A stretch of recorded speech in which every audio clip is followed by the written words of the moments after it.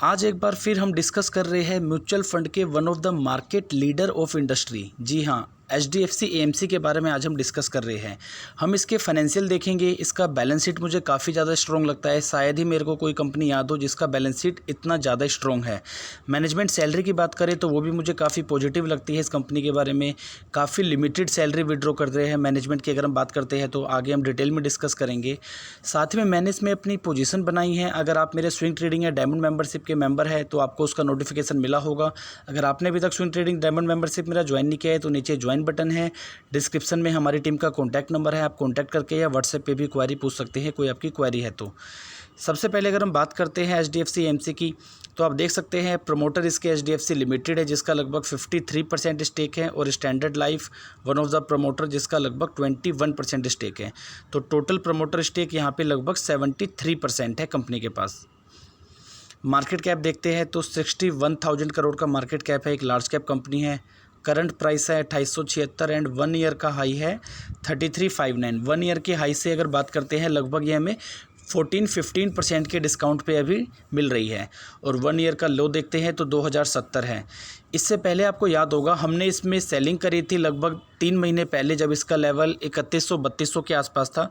अगर आपने वो वीडियो नहीं देखा हो हमारा तो आप यहाँ पे क्लिक करके वो वीडियो देख सकते हैं। हमने इसको 3100-3200 में सेल किया था।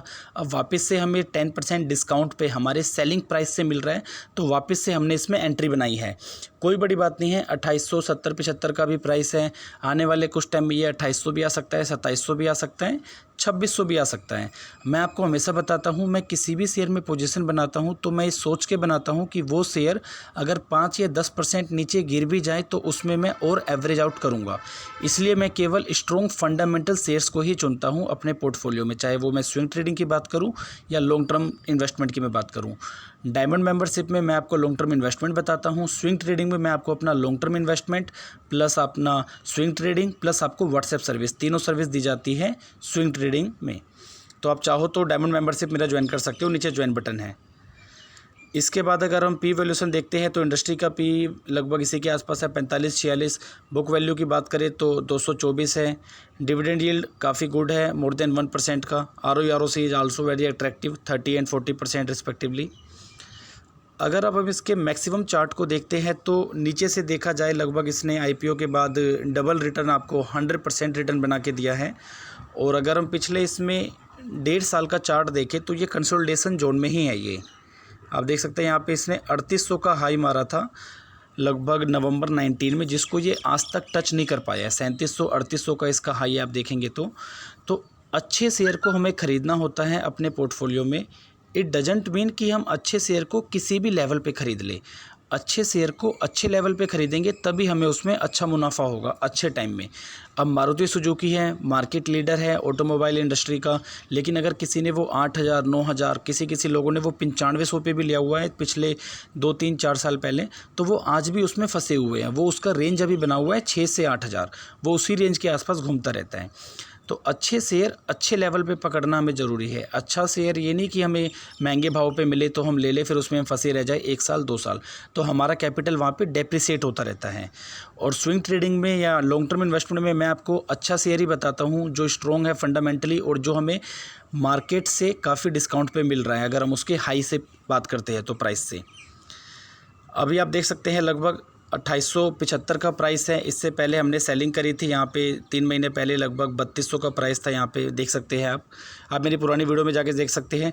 और हमने यहाँ पे मैंने काफ़ी यहाँ पे 2 वीडियो मैंने बना के बताया था कि आपको गिरावट देख के शेयर बेचना नहीं है, क्योंकि इससे पहले भी लगभग यहाँ पे 2700-2800 का प्राइस आया था और उस प्राइस से भी वहाँ पे देख सकते हैं 2700 का प्राइस था जून 20 में, और वहाँ से भी डिस्काउंट काफ़ी मिला था हमें, और 2100-2200 का भी लेवल आया था। उसी टाइम मैंने आपको बता दिया था कि गिरावट में हमें एक भी शेयर बेचना नहीं है। आप चाहे तो उस वीडियो को यहाँ देख सकते हैं। इस वीडियो में मैंने आपको क्लियरली बोला था कि गिरावट देख के डरना नहीं है। एक भी शेयर हम बेचेंगे तो बाद में हमें पछताना ही पड़ेगा।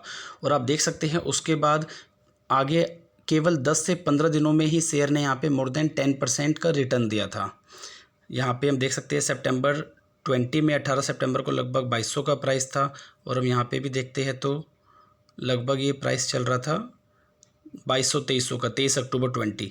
उसके बाद 3 महीने के अंदर ही इसने अच्छा खासा रिटर्न यहाँ पे बना के दे दिया है। उसके बाद अगर हम बात करते हैं कंपनी के फाइनेंशियल्स की, प्रॉफिट एंड लॉस अगर हम देखते हैं तो लगातार यहाँ पे इंक्रीज हो रहा है। आप देख सकते हैं 411 करोड़, रेवेन्यू की हम बात कर रहे हैं 456, 482, 503।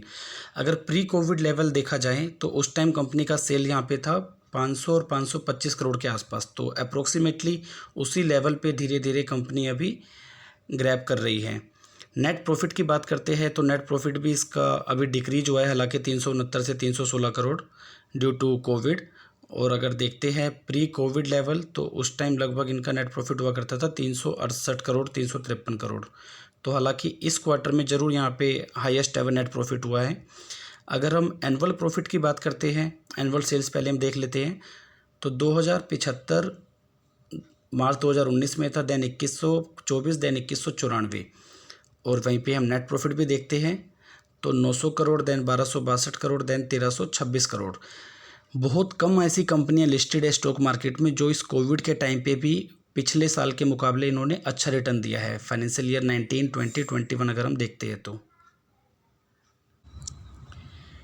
3 साल में इनका प्रॉफिट लगातार ही बढ़ा है। अगर हम 19 से 20 का कंपैरिजन करते हैं, 20 से 21 का कंपैरिजन, स्टॉक मार्केट में लगभग टोटल 7000 कंपनीज है। 7000 में से 700 कंपनियां भी मुश्किल ही मिलेगी जिनका प्रॉफिट पिछले 3 सालों में इंक्रीज हो रहा हो ईयर बाय ईयर।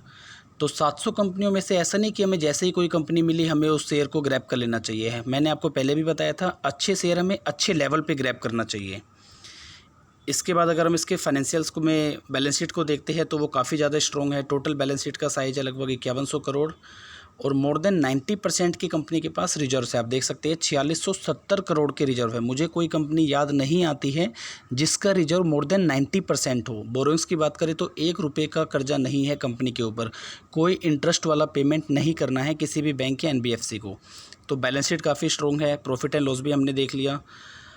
अब मैं आपको यहाँ पे मैनेजमेंट की सैलरी भी बता देता हूँ। मैनेजमेंट की सैलरी केवल यहाँ पे 14 करोड़ है आउट ऑफ, अगर कंपनीज एक्ट का सीलिंग देखें तो कोई सीलिंग मेंशन नहीं था इनकी एनुअल रिपोर्ट में, लेकिन फिर भी हम प्रॉफिट बिफोर टैक्स का अगर 10%, 11% पकड़ते हैं तो लगभग 180 करोड़ आता है। 180 करोड़ अगर हम 5% भी पकड़ते हैं प्रॉफिट बिफोर टैक्स का तो वो भी लगभग 90 करोड़ के आसपास है। 90 करोड़ में से केवल 14 करोड़ की सैलरी दिखाता है कि मैनेजमेंट को कितना ट्रस्ट है अपने कंपनी के परफॉर्मेंस पे, अपने कंपनी के ग्रोथ पे।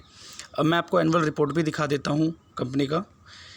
ये हम बात कर रहे हैं फाइनेंशियल ईयर 2021 यानी लेटेस्ट वाले की ही हम बात कर रहे हैं। आप देख सकते हैं यहाँ पे नाम आपको जाने पहचाने ही मिलेंगे जो HDFC ग्रुप में आप सुनते रहते हो। मिस्टर दीपक पारेख जो कि चेयरमैन है इस कंपनी के, देख सकते हैं KK मिस्त्री, मिसिज़ रेनू कर्नड। इनकी सैलरी अगर हम देखते हैं तो 45 लाख है, दीपक पारेख की 37 लाख है, KK मिस्त्री की, एंड रेनू कर्नड जी की सैलरी है 35 लाख। तो टोटल सैलरी अगर हम देखते हैं इनको ऐड करके तो लगभग ये 14 करोड़ के आसपास आता है। टोटल सैलरी हम इसकी बात कर रहे हैं। और हमने देखा था 5% की बात करें तो 90 करोड़। 90 करोड़ में से 14 करोड़ की सैलरी काफ़ी पॉजिटिव इम्पैक्ट देती है हम जैसे शेयर होल्डर्स पे। अगर इनका बैकग्राउंड आपको देखना हो कि दीपक पारेख की क्वालिफ़िकेशन वगैरह क्या है, मिस्टर KK मिस्त्री की क्वालिफ़िकेशन वगैरह क्या है, तो एनुअल रिपोर्ट में आप सारी ही चीज़ें देख सकते हैं। एनुअल रिपोर्ट आप पढ़ेंगे तो उसमें आपको काफ़ी नॉलेज मिलती है। अब मैं आपको दिखा देता हूँ। आप देख सकते हैं यहाँ पे Deepak Parekh chairman, fellow of institute of chartered accountant England and Wales. KK Mistry again ये CA है। रेनू कर्नड मास्टर डिग्री यानी इन्होंने मास्टर डिग्री इकोनॉमिक्स में लिया हुआ है DU से। तो एनुअल रिपोर्ट आप पढ़ेंगे तो उसमें आपको डायरेक्टर्स के, उसके प्रमोटर के ईच एंड एवरीथिंग आपको उसमें समझ में आएगा। सैलरी भी मैं एनुअल रिपोर्ट में ही देखता हूँ। आप में से कुछ लोग पूछते हैं कहाँ मैं सैलरी देखता हूँ, तो एनुअल रिपोर्ट में ही हम लोग सैलरी देखते हैं। अब मैं इसका आपको शेयर होल्डिंग पैटर्न एक बार और डिस्कस कर लेता हूँ। Last time share holding pattern की बात करें तो प्रमोटर के पास अच्छे खासे स्टेक है 74% के, एंड FIA की बात करें तो 9%, DIA 6% एंड पब्लिक यानी आपके और मेरे जैसे इन्वेस्टर या बड़े इन्वेस्टर के पास लगभग 11% शेयर है। अब यहाँ पे नोट करने वाली बात क्या है, LIC का स्टेक यहाँ पे सितंबर 20 में 2.82 था, जो कि इन्होंने इंक्रीज करके यहाँ से सेल करके यहाँ पे इन्होंने 3.51 कर लिया दिसंबर 20 में, आप देख सकते हैं। उसके बाद 3.9 तो LIC लगातार अपना स्टेक बढ़ा रहा है। LIC को भी पता है कि जो टाइम चल रहा है यहाँ पे आगे जाके अच्छा खासा ग्रोथ होगा म्यूचुअल फंड इंडस्ट्री में, क्योंकि अभी काफ़ी कम पेनिट्रेशन है। अगर हम इंडियन पॉपुलेशन की बात करते हैं, इन्वेस्टमेंट जो स्टॉक मार्केट में करते हैं, चाहे वो डायरेक्टली शेयर्स में हो या इनडायरेक्टली म्यूचुअल फंड के रूट से हो, तो इसलिए एक अच्छा खासा कॉन्फिडेंस हमें दिखाते हैं कि LIC भी अपना स्टेक बढ़ा रही है। मुझे शेयर अच्छा लगता है, मैंने इसमें पोजीशन बनाई है। इट डजेंट मीन कि आप भी उसको ब्लाइंडली फॉलो करो, आप अपने एनालिसिस करने के बाद ही किसी शेयर में पोजीशन बनाओ। अब मैं आपको अपनी पोजीशन दिखा देता हूं, जो अभी मैंने फ़िलहाल में ही बनाई है। 2875 पे मैंने भी शेयर को ख़रीदा है। मैंने आपको पहले ही बताया था, अगर ये 2700 जाएगा तो भी मैं ख़रीदूँगा, 2500 जाएगा तो मैं इसको भर भर के ख़रीदूँगा। ये 10, 12, 15% नीचे जाए मुझे उससे कोई फ़र्क नहीं पड़ता, क्योंकि यहाँ पे अच्छे शेयर हम अच्छे लेवल पे ख़रीदते हैं, और जब हमें उसमें प्रॉफिट होता है 10, 15, 20% का, तो हम चाहे तो उसमें एज अ स्विंग ट्रेडिंग थोड़ा थोड़ा प्रॉफिट बुक करते रहते हैं। वीडियो आपने अभी तक लाइक नहीं किया हो तो वीडियो को लाइक कर दीजिए। चैनल पे आप पहली बार विजिट कर रहे हैं तो चैनल को सब्सक्राइब कर दीजिए। आप एक चीज़ का हमेशा ध्यान रखिए, स्टॉक मार्केट में एंटर करने से पहले स्टॉक मार्केट को समझना ज़रूरी है।